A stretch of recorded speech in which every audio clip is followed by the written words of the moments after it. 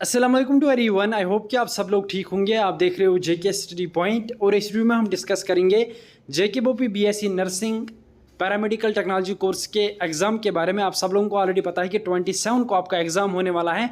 अब बहुत सारे कैंडिडेट्स मुझे पूछ रहे थे कि हमारे पास बहुत कम टाइम है, किस तरीके से हम ज़्यादा से ज़्यादा स्कोर कर सकते हैं, सिलेबस किस तरीके से पढ़ना है, प्रिपेयर किस तरीके से करना है, प्रिपेयर कहाँ से हम करेंगे और इन लास्ट 15 डेज़ में किस तरीके से हम फिर ज़्यादा स्कोर हासिल कर सकते हैं। सब कुछ हम इसके रिगार्डिंग डिस्कस करेंगे। इसके अलावा जो आपके एडमिट कार्ड्स है वो कब आएंगे, किस तरीके से आपको डाउनलोड करने हैं, फिर एडमिट कार्ड्स पे क्या डिटेल्स होती है, क्या अलग अलग एंट्रेंस होता है या एक ही एंट्रेंस होता है, पेपर पैटर्न क्या रहता है, ये सारी चीज़ें हम इस वीडियो में डिस्कस करेंगे। आपके सारे डाउट्स क्लियर हो जाएंगे। वीडियो ज़रूर एंड तक देखना। सबसे पहले अगर हम आपके सिलेबस के रिगार्डिंग बात करेंगे तो आप यहाँ पे देख सकते हो स्क्रीन पे आपको ऑफिशियल सिलेबस है 2025 का। यहाँ पे सबसे पहले अगर हम फिजिक्स की बात करेंगे तो 60 क्वेश्चंस आपको पूछे जाते हैं। उसके बाद यहाँ पे आप देख सकते हो जो 60 मार्क्स इससे पूछे जाते हैं वो यहाँ पे डिवाइड किए गए हैं चैप्टर वाइज। तो डिटेल में इस तरीके से हम बाकी सब्जेक्ट्स का भी देखेंगे। सबसे पहले आप सब लोगों से रिक्वेस्ट रहेगी कि अगर आपने अभी तक हमारी चैनल को सब्सक्राइब नहीं किया है, सब्सक्राइब जरूर करना। इसके अलावा आप हमारे साथ व्हाट्सएप टेलीग्राम पे जुड़ सकते हो, लिंक आपको डिस्क्रिप्शन में मिल जाएगी, नंबर एक स्क्रीन पे शो होगा, इस पर आप व्हाट्सएप करके हमारे साथ ज्वाइन कर सकते हो। बाकी इस वीडियो को जितना हो सके शेयर करना। तो यहाँ पे हमारा जो इंपॉर्टेंट टॉपिक पहले रहेगा वो रहेगा सिलेबस के रिगार्डिंग।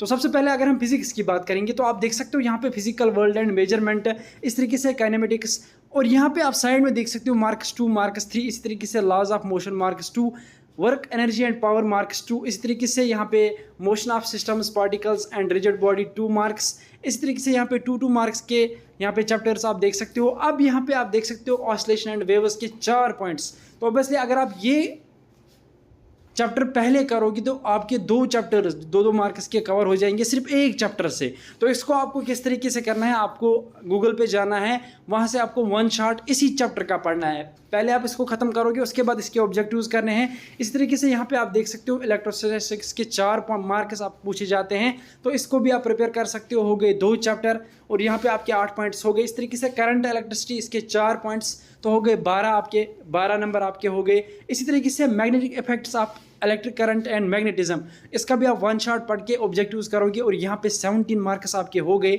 अब यहाँ पे अगर हम बात करेंगे electromagnetic induction and alternating currents की तो इसके 4 मार्क्स हैं, तो हो गए आपके 21, इसके भी आप करोगे। और यहाँ पे इलेक्ट्रोमैग्नेटिक वेव्स को आप छोड़ दोगे, ऑप्टिक्स को अगर आप करोगे अच्छे से तो इसमें आपके 7, तो हो गए आपके 25 मार्क्स। तो यहाँ भी फिजिक्स में आपके 25 हो गए अगर आप यही चैप्टर्स करोगे। कुछ चैप्टर्स मैंने आपको बताए, इनके वन शॉट आपको पढ़ने हैं, फिर इनके ऑब्जेक्टिव्स करने हैं। इस तरीके से यहाँ पे आप देख सकते हो एटम्स एंड न्यूक्लियाई छोड़ सकते हो, ड्यूअल नेचर भी आप छोड़ सकते हो। यहाँ पे आप देख सकते हो इलेक्ट्रॉनिक डिवाइस को आपको पढ़ना पड़ेगा, वन शॉट पढ़िए, उसके बाद ऑब्जेक्टिव्स कीजिए और यहाँ पे लगभग 30 मार्क्स आपके हो जाएंगे, 29-30 मार्क्स। तो काफ़ी है फिजिक्स में 30 मार्क्स, अगर आप 30 मार्क्स करते हो फिजिक्स में। उसके बाद अगर हम केमिस्ट्री की बात करेंगे तो basic concepts of chemistry and atomic structure, इसको आपको पढ़ना पड़ेगा। यहाँ पे 4 मार्क्स हैं। केमिकल इक्विलिब्रियम को भी आप पढ़ सकते हो, 4 मार्क्स हैं। इस तरीके से यहाँ पे केमिकल काइनेटिक्स सोल्यूशन और यहाँ पे केमिकल थर्मोडायनेमिक्स को आपको पढ़ना पड़ेगा। सॉल्यूशंस एंड केमिकल काइनेटिक्स को आप छोड़ दीजिए। और यहाँ पे मैं आपको बता देता हूँ केमिकल थर्मोडायनेमिक्स को पढ़ के आपको वन शॉट आपको अच्छे से पढ़ना है, उसके बाद ऑब्जेक्टिव्स करने हैं। और यहाँ पे chemical bonding and molecular structure को आप पढ़ सकते हो। इस तरीके से यहाँ पे आपके 11 मार्क्स हो गए। इस तरीके से यहाँ पे कोऑर्डिनेशन केमिस्ट्री को आपको पढ़ना पड़ेगा, क्योंकि 4 पॉइंट्स है तो हो गए 15। इस तरीके से ऑर्गेनिक केमिस्ट्री को आपको पढ़ना पड़ेगा और 4 पॉइंट्स हो गए तो 19। इस तरीके से D&F को अगर आप पढ़ोगे तो 4। इस तरीके से हाइड्रोकार्बन्स को आप पढ़ोगे तो इस तरीके से यहाँ पे आप देख सकते हो लगभग 24 पॉइंट्स आपके हो गए। हेलो एल्केन्स एंड हेलोरेंस यहाँ पे आप पढ़ सकते हो, इसमें भी 4 आप देख सकते हो। इस तरीके से यहाँ पे अल्कोहल्स, फिनोल्स एंड ईथर्स को आप छोड़ सकते हो, ऑर्गेनिक कंपाउंड्स को भी छोड़ सकते हो। मॉलिक्यूल्स ऑफ लाइफ को आपको पढ़ना पड़ेगा ताकि आपको 28 मार्क्स आ जाए।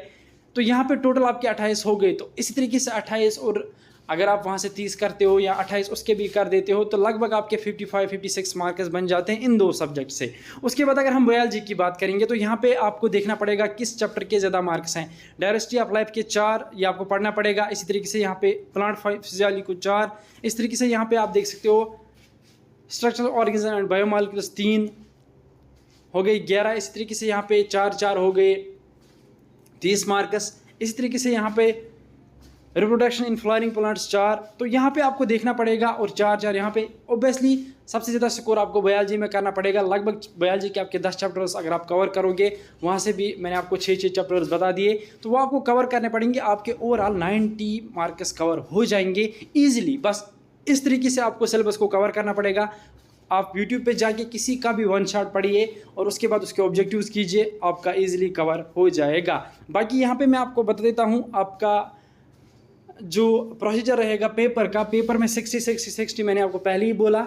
उसके बाद आपकी नेगेटिव मार्किंग 0.25 रहेगी, तो ऑब्वियसली नेगेटिव मार्क्स आपको नहीं करने हैं। इसके अलावा यहाँ पे जो आपके एडमिट कार्ड्स है वो लगभग 10 दिन पहले आ जाते हैं, तो 17 से पहले आपके एडमिट कार्ड्स आ जाएंगे, वो जो मैंने आपको पहले ही क्लियर कर दिया था।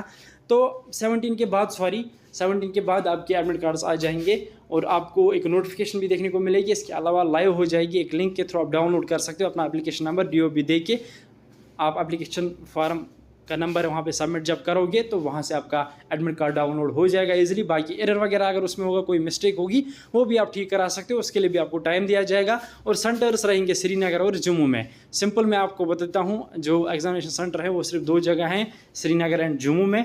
तो वहाँ पे आपका एग्ज़ाम हो जाएगा 27 को, ये कन्फर्म हो गया है। अब इस तरीके से आपको सिलेबस को कवर करना पड़ेगा। बाकी अगर आपका कोई डाउट है, अगर आपको करेक्शन वगैरह करानी है, तो JKBOP ऑफिस विजिट कीजिए, वहाँ पे आप करा सकते हो। उनको आप बता सकते हैं कोई रीज़न या कोई कैटेगरी अपलोड करानी है, जो भी कराना है। एडमिट कार्ड से पहले आपको ये चीज़ करानी पड़ेगी, तो आपको JKBOP ऑफिस जाके विजिट करके वहाँ से ठीक कराना पड़ेगा।